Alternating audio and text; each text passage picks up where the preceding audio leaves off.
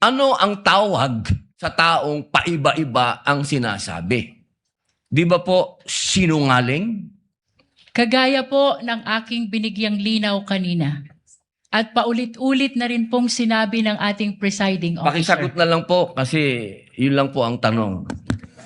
Tama po ba o mali na tawaging sinungaling ang taong iba-iba ang sinasabi?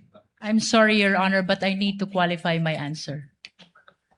Mr. Presiding Officer, isang simpleng tanong lang po. The lead prosecutor may agree or disagree. You may disagree or agree with the Your statement Honor. of the Honorable Senator Judge Padilla. David, ni Arturo Las Cañas, nais ko pong linawin ang kanina ko pong manifestasyon. Ito po ay ipresenta sa impeachment court bilang bahagi ng Presiding testimonya Officer, ng witness. hindi pa din po sinasagot ang Lead prosecutor, the response, nagsasabi ng totoo sa isa o nagsisinungaling sa isa, nagsasabi ng totoo sa isa, hindi na natin malalaman yun. Tama po ba yan? Without particular reference to Arturo Las Cañas, I agree with you, Honorable Presiding Officer. napakahalaga po sa bawat pagdinig ay yung nagsasabi ng katotohanan. Tama po ba? Tama po. Opo. Pagka ang isang witness po ay naging halimbawa ng paiba-iba ang sinasabi, ano pong tawag dito? Di ba po kasinungalingan? This is a hypothetical question, Apo. Your Honor. You are not referring to any particular witness? Si Las Cañas po. Yung inyo pong pinakitang affidavit, Your Honor? alam niyo po, hindi pa po ako tapos, kaibigan. Alam niyo po, napakalungkot po para sa amin na marinig na merong kayong ibinigay na affidavit na nabahiran dito po sa loob ng Senado. Dito sa plenaryo ng Senado ay nabahiran ng matinding masasabi nating kasinungalingan sapagkat magkaiba ang kanyang sinabi. October 3, 2016, sinabi niya walang kinalaman ang Pangulong Rodrigo Roa Duterte. February 20, March 6, na iba na ang istorya. Ang tanong ko po, ano ang tawag sa taong paiba-iba ang sinasabi? Di ba po sinungaling? May I answer, Your Honor? Opo, opo. Kagaya po ng aking binigyang linaw kanina. At paulit-ulit na rin pong sinabi ng ating presiding officer. Pakisagot na lang po kasi yun lang po ang tanong. Tama po ba o mali na tawaging sinungaling ang taong iba-iba ang sinasabi? I'm sorry, Your Honor, but I need to qualify my answer. Mr. Presiding Officer, isang simpleng tanong lang po. The lead prosecutor may agree or disagree or state a different characterization. I can state a different characterization if I'm asked by the good Senator Judge. You may disagree or agree with the Your statement Honor. of the Honorable Senator Judge Padilla. Feel free to say no or yes, Counsel. Kagalang-galang ng mga senator judges at sa atin pong mga nanonood na kababayan.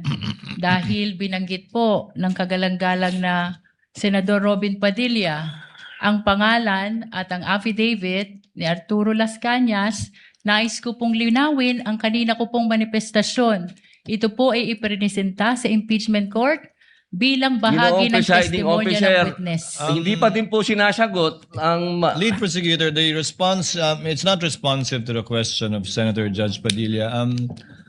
Allow me to, if the good Senator Judge will allow the presiding officer, pwede ba nating sabihin, lead prosecutor, na ang testigong pabago-bago ang kanyang testimonya sa magkakaibang petsa o araw o panahon ay isang testigong hindi maaasahan. Without particular reference to Arturo Las Sa Cañas, pangkalahatan, I agree with you, Honorable Presiding Officer. Yan. Posible nagsisinungaling siya sa isa, nagsasabi ng totoo sa isa, o nagsisinungaling sa isa, nagsasabi ng totoo sa isa, hindi na natin malalaman yun. Tama po ba yan? Without particular reference to Arturo Las Cañas, I agree with you, Honorable Presiding Officer. Thank you. Maraming salamat po, aming ginoong You may proceed, tagapamahalang Senator hukom. Judge Padilla. Opo. Kasi po, katulad po ng sinabi ng aming Senator Judge 10,000 hours Pampilo Lacson, napakaliwanag po ng sinabi niya. At kami din po dito, ako po mismo ay gumawa din ng panukala na dapat yung mga nagsisinungaling dito, yung mga paiba-iba ng testimony na nagiging aming mga witness, ay dagdagan dapat ang sintensya ng perjury. Kailangan amendahan ang batas na yan. Ngayon, bilang pakiusap po sa inyo, sa prosecution, pwede po ba na sana ay maiwasan natin ang pagbibigay ng witness na may kasong perjury? Hindi na po ito si Las Cañas. Ang sinasabi ko po ay yung dalawang mahal nating witness, si Attorney Jeremy Lotok at si NBI Agent Talilong, na sa mga oras na ito ay may kasong hinaharap na perjury. Pwede po bang iwasan natin na may mga ganito tayong witness para ang nasasakdal po kasi dito ay ibinoto ng 32 million na tao. Sana po, aming mga mahal na kaibigan sa prosecution, ay isipin nating mabuti bago po tayo magbigay ng mga witness na may perjury na kaso o nagkaroon po kami ng dahilan na gumawa ng amenda na itong perjury ay amendahan. Pwede po ba yun? Your Honor, with all due respect, I would like to take exception to the question and manifestation of the Honorable Senator Judge Robin Padilla. First of all, we were able to verify already that there are no cases pending against the prosecution witnesses. In addition, Your Honor, and only to respond to the concern of the Honorable Senator Judge Padilla, ang conviction po ay hindi ground for disqualification unless it is final and unless it is punishable by more than 1 year and that the crime constitutes moral turpitude. Alam niyo po, napakaganda po ng inyong sagot. Sana hindi one-sided ang ating persecution. Ano? Kasi, alam niyo, pag kayo ang pagpabor sa inyo, alam niyo, bawal po ang ginagawa. Kindly maintain Presiding order officer, within the bawal court. po ang ginagawa nitong nasa harap natin, nagkukomento. Kindly maintain order in the court. The Sergeant at Arms, by authority of the Senate President, is directed to kindly maintain. Hindi po order in the sila allowed mag-ingay. Korte po ito. Thank you. You may proceed, Senator Judge. Who was speaking? Ako po. You may proceed, Senator Judge. I was Padilla. interrupted. With due English. apologies. So, ibig niyo pong sabihin, yung mga senator judges dito ngayon na humaharap sa kaso na hindi po pinapayagan ng ombudsman at hindi pa rin sila guilty, ano pong ibig niyo sabihin? Your Honor, with all due respect, ang question niyo po kanina ay kaugnay ng pagtistigo. Testigo nga, Referring to judges the nga yung witnesses of sinasabi the prosecution, Your Honor. Ang usapan po ay yung guilty or not guilty. Okay? So, tatanong na po ako ng bago. Opo. Pwede po ba?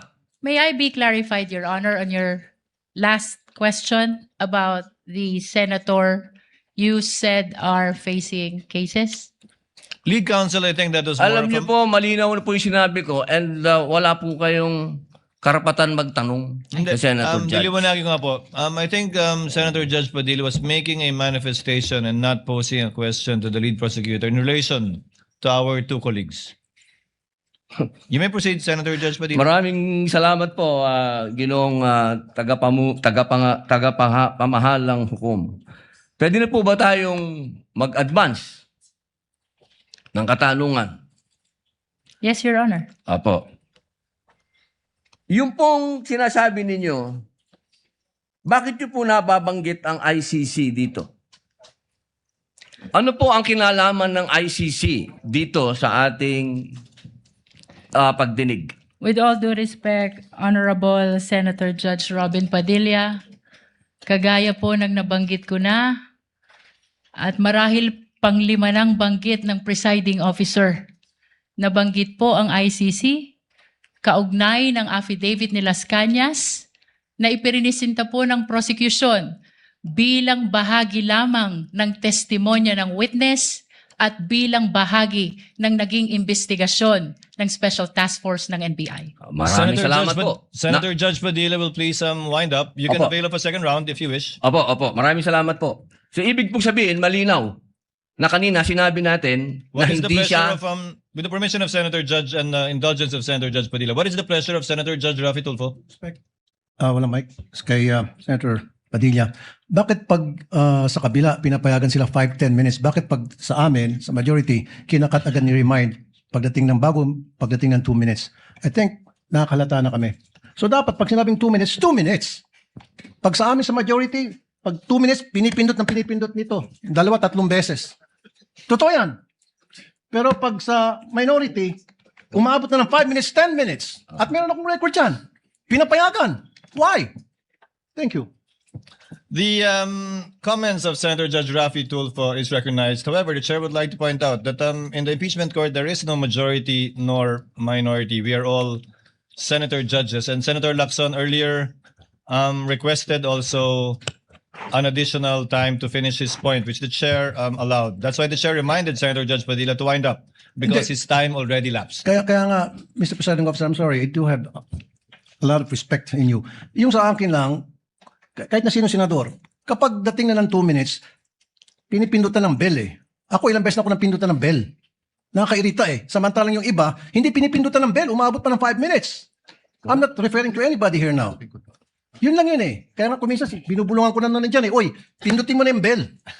Para naman makapagsalita yung iba. Yun lang po, wala na akong tinutukoy dito. Dapat maging fair tayo yung sa nagpipindot ng bell. Pag sinabing 2 minutes regardless kahit na sinong senador yan. Thank you.